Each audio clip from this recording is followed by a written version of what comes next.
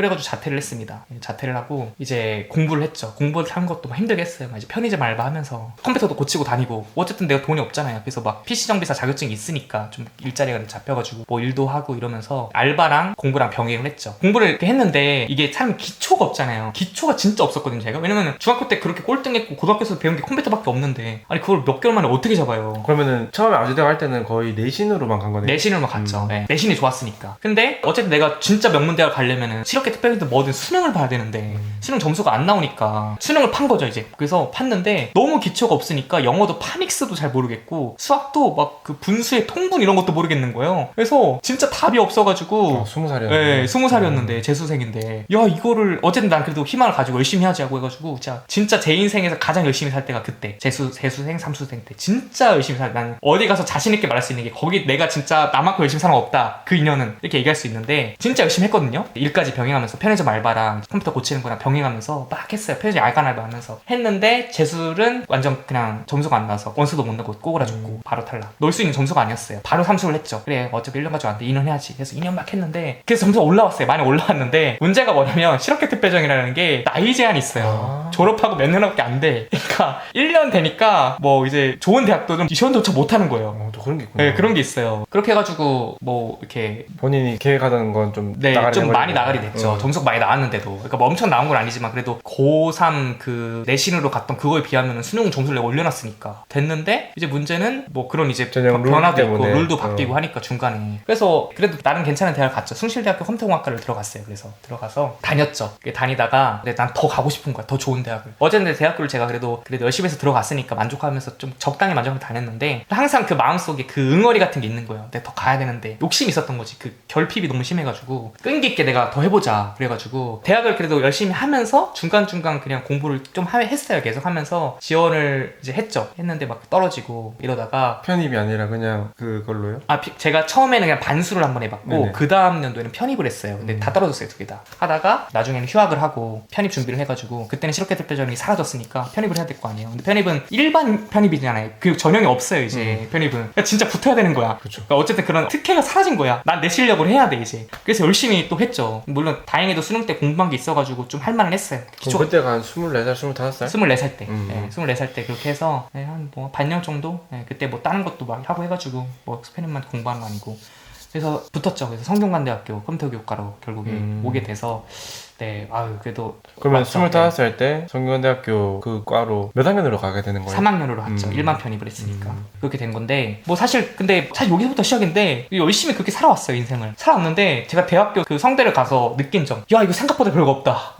뭔가 사기당한 느낌 들었어요. 나는 진짜 내가 진짜 인생을 갈아 넣어가지고 왔잖아요 여기를. 그쵸. 아니 근데 뭐야 이게 이 생각 드는 거예요. 일단은 정말 좋은 학교인데 드라마틱하게 내 인생이 변하지 않더라고. 난 똑같이 가난해. 똑같이 예전처럼 힘들어. 뭐 사실 대학생이 돼봤자 뭘 하겠어요.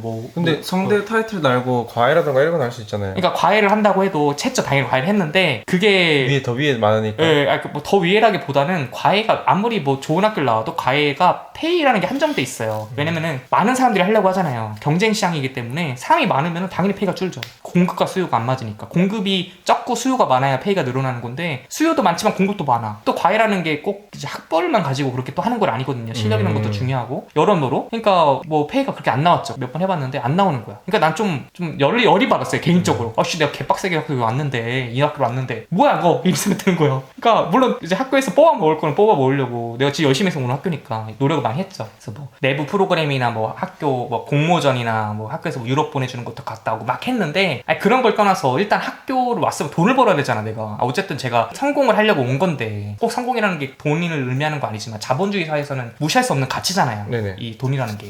그러면은 명문대학에 왔으면은 난 명문대학에 나에게 돈을 안겨줘야 되는데 내가 노력을 그 인과관계로 생각을 해서 온 건데 막상 와보니까 아닌 거예요. 그러니까 나는 열이 받았어요 진짜로. 그래서 이 학벌을 돈으로 전환을 해야겠다. 어떻게 하면 돈을 전환하지? 가장 처음에 1차원적으로 든 생각은 과외. 근데 과외는 답이 없어. 너무 경쟁자가 많아. 수요와 공급이 수요도 많지만 공급도 너무 많아. 그러니까 안 되겠다 싶었고 그래서 제가 창업 동아리를 만들었어요 성대에다가. 그래서 성균관대 캠퍼스가 명륜 캠퍼스랑 자연각 캠퍼스라고 율전캠이라고 두 개가 있는데 율전캠에는 창업 동아리가 있었는데 이게 수원에 있는 건가요? 네, 수원에 있는 거. 저는 이제 서울에 있었으니까 서울에 있는 캠퍼스에는 창업 동아리가 없는 거예요. 하나도 없더라고요. 내가 만들어야겠다.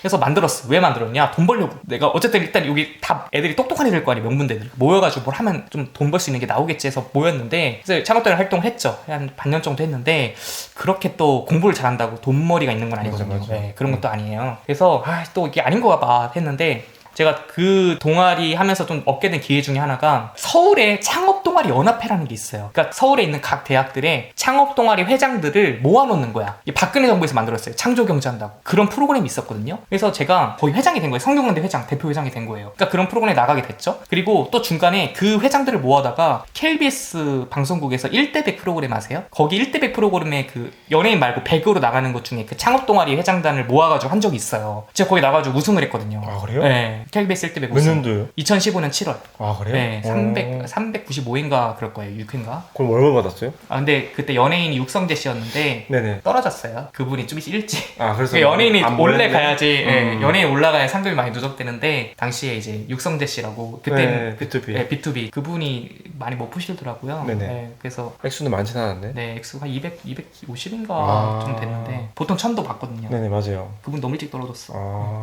그런 경험이 있었는데, 그러니까 그렇게 하다 보니까 사람을 만나는 기회가 생겨요. 그쵸. 그러니까 이제 그 KBS 1대100 우승하는 기회도 생겼고, 그래서 창업동아리 연합회 회장들끼리 모인 적이 있어요. 그래서 서울대학교 창업동아리 이제 회장을 만났는데, 그 친구랑 저랑 이제 좀 얘기를 하다가 친해졌는데, 동갑이었어요? 네, 동갑이었어요, 저희랑. 근데 그 친구가 그 서강대학교 창업동아리 회장이 있대요. 서강대학교에 블랙박스라는 창업동아리가 있는데, 거기 회장애가 나랑 비슷하다. 좀 돈 버는 고민을 많이 한다. 이 얘기를 하는 거예요. 그래서 그 친구를 소개시켜줘가지고 그 서강대 신촌 가가지고 만났죠. 그러니까 저는 이제 성대 창업동아리 회장 신문, 그 친구 서강대 창업동아리 회장 신문을 만났는데, 얘기를 하면 너무 잘 통하는 거야. 그러더니 그 친구도 나랑 비슷한 고민을 하는 거예요. 아, 대학을 왔는데 돈으로 전환이 안 돼. 우리가 할 수 있는 게 분명 있을 텐데 이 대학을 가지고 돈으로 전환시키는 그게 뭘까를 같이 머리를 싸우면 고민하다가 그 친구가 정말 돈 벌 머리가 되게 강한 애였어요. 이 좋은 학교 타이틀을 가지고 할 수 있는 가장 좋은 사업은 입시 컨설팅이다.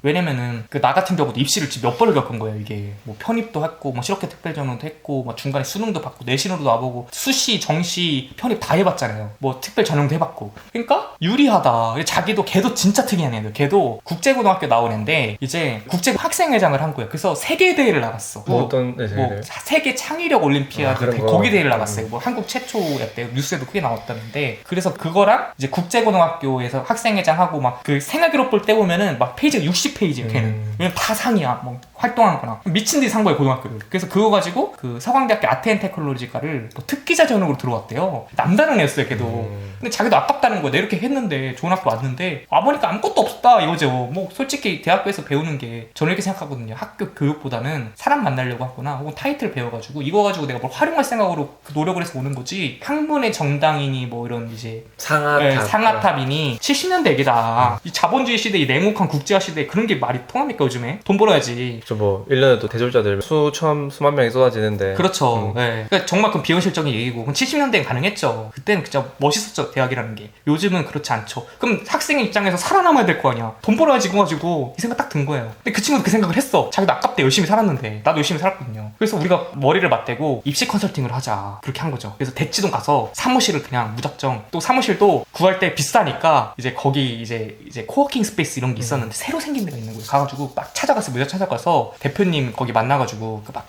와, 우리가 학생들인데 좀 이렇게 사업하려고 하는데 좀 도와달라 이렇게 말하니까 진짜 싸게 준 거예요. 임대료를. 원래 막 100만 원 넘어가면 30만 원 해준 거예요. 네네. 그래서 구했어. 대치동 한복판에 1층 막 사무실도 커요. 여기 구하고 또 우리가 입시 컨설팅을 해야 되는데 그 모르잖아요. 이제 그 어떻게 해야 되는지. 그러니까 모객부터 해서 어떤 식으로 진행해야 되는지. 왜냐면 우리가 당장 뭐 해야 되는데 뭐 임대 자리는 구했다고 해도 할 게 얼마나 많겠어요. 뭐 어떻게 실무 처리해야 되는지 어떻게 애들 도와줘야 되는지 이런 걸 모르니까 그 친구가 좀 남다른 애였던 게 스파이를 하자 우리가. 다른 경쟁 업체에 위장 가서 위장 취업을 하던가 아니면은 다른 경쟁 업체 손님들로 찾아가서 어떻게 일하는지를 배우자. 불법은 아니지 않냐. 우리가 뭐 어쨌든 우리가 그대로 뺏긴다는 것도 아니고 벤치마크 한다는 건데 어디에도 정보가 공개가 안 되니까 가야 될 거 아니에요. 그래서 갔죠. 그럼 일단은 그 처음에는 둘이서 멤버를 시작을 한 거예요? 둘만 했어요 그냥 끝까지. 오케이. 처음부터 까지 다 둘만 했고. 네네. 그래가지고 그 둘이서 가가지고 꼬치꼬치 물어보니까 기자세요? 이러더라고.